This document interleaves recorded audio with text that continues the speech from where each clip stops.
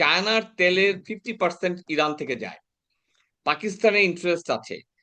আপনার রাশিয়াকে ইরান কিছুদিন আগে ইউক্রেন যুদ্ধের সময় প্রথমে ড্রোন দিয়ে সাহায্য করেছে।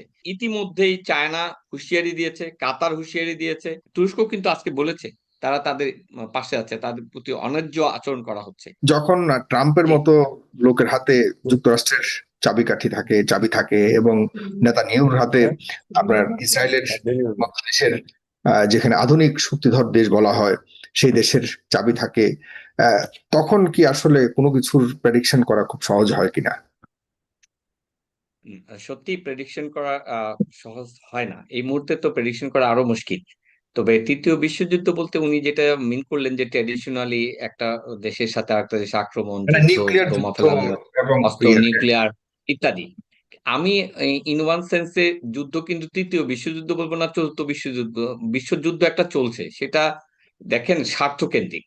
এই যে জি সেভেন গ্রুপ, আচ্ছা কোন কারণে ইসরায়েলের পক্ষ নিল? ইসরায়েল আগে আক্রমণ করলো, ইসরায়েল গাজা ডেমোলিশ করে দিল, তারপরও জি7 একটি সেন্সিবল মানে আমাদের উন্নত বিশ্ব সেই দেশগুলি মনে করছে ইসরায়েলের প্রতি অন্যায় করা হচ্ছে।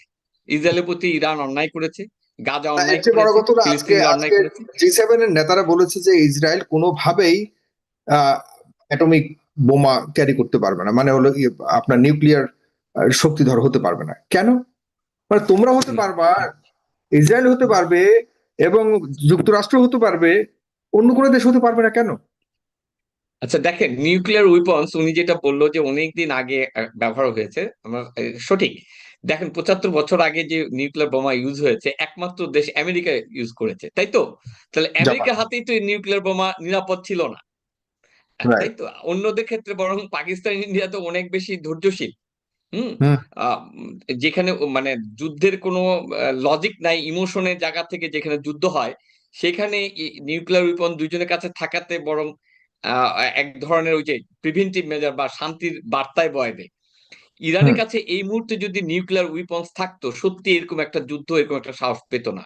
সঙ্গত কারণে পাওয়ার ব্যালেন্সের জন্য ইরানের অধিকার আছে আমি মনে করি নিউক্লিয়ার উইপন্স তৈরি করা, কারণ যেভাবে যে প্রক্রিয়ায় আগ্রাসী ভাবে এর আগেও ইরাক, লিবিয়া, বিভিন্ন দেশে যেভাবে আক্রমণ করা হয়েছে, মাস ডিস্ট্রাকশন অস্ত্র আছে বলে, যেটা পরবর্তীতে প্রমাণিত হয়েছে তাদের কাছে কিছু নাই, শুধুমাত্র মিডল ইস্টে তেল ভান্ডার অথবা তার বাণিজ্যিক অবস্থান ক্রিয়েট করার জন্য ইসরায়েলকে পাপেট একটা মানে এবার তো যতগুলি দেশ হিসাবে যতগুলি রেখে। মুসলিম কান্ট্রিগুলিকে যুক্তরাষ্ট্র এবং পশ্চিম রাষ্ট্রগুলি বিভিন্ন দায় দিয়ে তার ওইসব রাষ্ট্রের উপরে হামলা চালিয়েছে, কোনো দায় কি প্রমাণিত হয়েছে? কোনো দায় হয়নি। আফগানিস্তান বলুন, আমি লিবিয়া বলুন, সিরিয়া বলুন, এই ইরাক বলুন। হুম?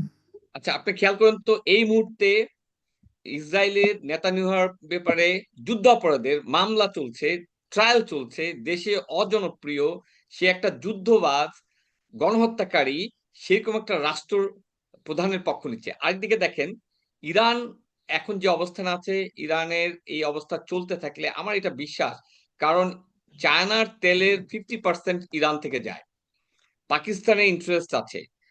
আপনার রাশিয়াকে ইরান কিছুদিন আগে ইউক্রেন যুদ্ধের সময় প্রথমে ড্রোন দিয়ে সাহায্য করেছে। সঙ্গত কারণে আমি মনে করি ইতিমধ্যেই চায়না হুঁশিয়ারি দিয়েছে, কাতার হুঁশিয়ারি দিয়েছে হুম। ট্রাম্পকে। আহ, আমার ধারণা যে অনতিবিলম্বে এটা প্রলংড হলে, সত্যি সত্যি যদি আমেরিকা একটা অবস্থান নেয়, অবশ্যই এরা একটা অবস্থান নেবে, কারণ ইরানের প্রতি ভালোবেসে না, ইরানের এই দেশটার প্রতি ইন্টারেস্ট নেই। দেখেন ভারত কিন্তু একটা মিশ্র অবস্থা, ভারত ইসরায়েলেরও বন্ধু, ইরানেরও বন্ধু, দুজনে আবার চুপি চুপে দুজনের সাথে সম্পর্ক রাখে, ভারত কোনো অবস্থান নিচ্ছে না। এই জায়গাটা আমি বলতে চাচ্ছি যে সবার সবার আমরা ইন্টারেস্টের কারণেই কেউ কেউ ইরানকে বাঁচিয়ে রাখতে হবে। ইরানের পতন মানেই মিডল ইস্টে ইমব্যালেন্স, এবং তেল সমৃদ্ধ এই কান্ট্রিগুলা তখন কিন্তু একটা পোলারে চলে যাবে, একচ্ছত্ব আধিপত্য বিস্তার করবে একটি শক্তি। পুরো মিডল সঙ্গত ইস্টে কারণে আমরা সম্ভাব্য বিশ্বাস করি সম্ভাব্য মানে আপনার পরমাণু অস্ত্রধারী একটাই দেশ হওয়ার সম্ভাবনা ছিল, সেটা ইরান। যে সব ইরান। রক্তচক্ষুকে উপেক্ষা করেও তারা কিন্তু সফলতার দ্বারপ্রান্তে চলে গেছে। অনেকে মনে করে আছে মাটির নিচে তাদের অনেক কিছু থাকতে পারে, আমি জানি না যতক্ষণ পর্যন্ত হ্যাঁ না আছে, দেখবো। আমার হ্যাঁ, এটা ধারণা করা হয় যে আছে, তারা হয়তো স্ট্র্যাটেজিক কারণে তারা প্রকাশ করছে না, বলছে না। কিন্তু আমার বিশ্বাস ইরান কোথা থেকে শক্তি তো পাচ্ছেই। তারা কিন্তু অল আউট খেলছে। দেখেন আজকেও এই কয়েক ঘন্টা আগেও কিন্তু তাদের একজন প্রধানকে মেরে ফেলা হয়েছে। হুম? হুম। গার্ডের। তাদের এই যে টার্গেট কিলিং করতেছে, বিভিন্ন কিছু করছে কিন্তু দমে যাচ্ছে না। ইভেন আমরা যে টিভি উপস্থাপিকা তার উপস্থাপনার সময়ও যে বোমা হামলা হলো তারপরেও কিন্তু সে প্রোগ্রাম করছে। তার মানে তাদের মানসিক অবস্থাটার কথা বলছি যে সেটা কিন্তু খুবই শক্তিশালী। সে হুম। জায়গা থেকে আমি মনে করি এত সহজ হবে না। কারণ এটা ল্যান্ডের বর্ডারটা যদি ইসরায়েলের কাছাকাছি থাকতো, ইরানের পাশাপাশি থাকতো, তাহলে ইরানের জন্য খুব সুবিধা হতো। এতটাও কি অসুবিধায় কম পড়েছে করছে তাদের। আপনি মনে করেন? কম করছে? এই যে আয়রন ডোমকে ভেদ করে যতগুলি মিসাইল হিট করেছে জায়গা মতো তাদের টার্গেট মোতাবেক, অলরেডি মানে এটা তো কল্পনা করতে পারেনি এটা যুক্তরাষ্ট্র, এবং করেছে কল্পনা এই করতে কারণে পারেনি তারা ইসরায়েল, তো দ্রুত কখনোই করছে কল্পনা করতে কারণটা। পারে না। কিন্তু আমি বলতে চাচ্ছি কি এই যে মিসাইলের তো একটা লিমিটেড স্টক আছে, তারপরে তো আমাকে যুদ্ধ বিভিন্ন ভাবে করতে হবে।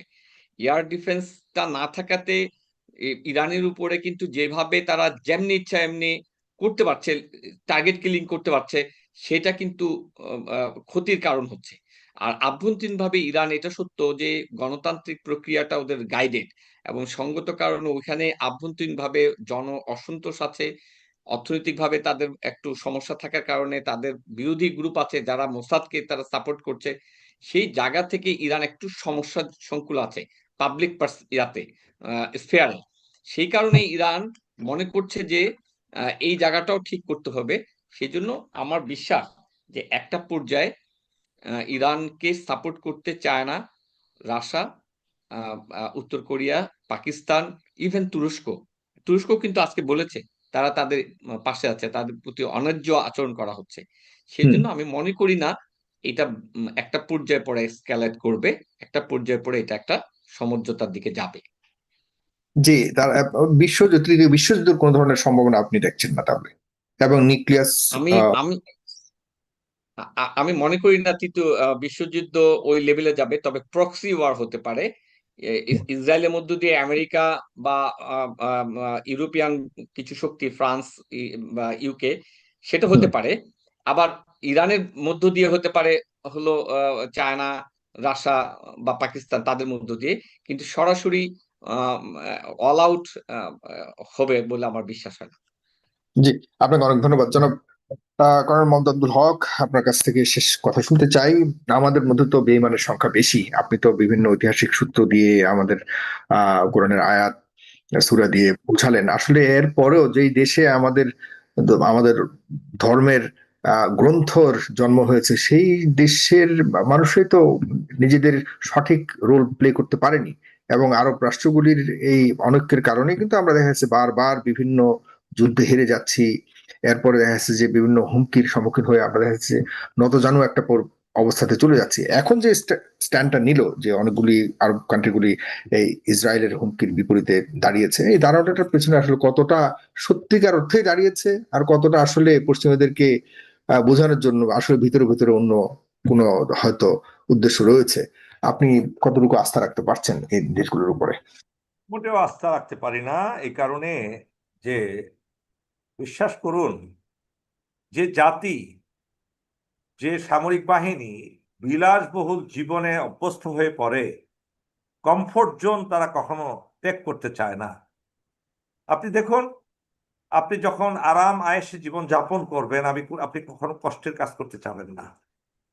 যে যত কথাই বলুক, কত বিশ্লেষণ হবে, হাজার হাজার বিশ্লেষণ যার যার চিন্তা চেতনা অনুযায়ী করবে, মানুষের এবং অবস্থা যে যে যে আদর্শের, সে আদর্শকে অনুসরণ করেই তার বিশ্লেষণগুলো হবে। বিশ্লেষণ সঠিক হবে যখন সত্যিকার অর্থেই যে বিষয়টাকে আপনি বিশ্লেষণ করছেন, সে বিষয়টার গুরু রহস্য যদি না বুঝেন, বুঝলে তখন আপনি সঠিক বিশ্লেষণ করতে পারবেন।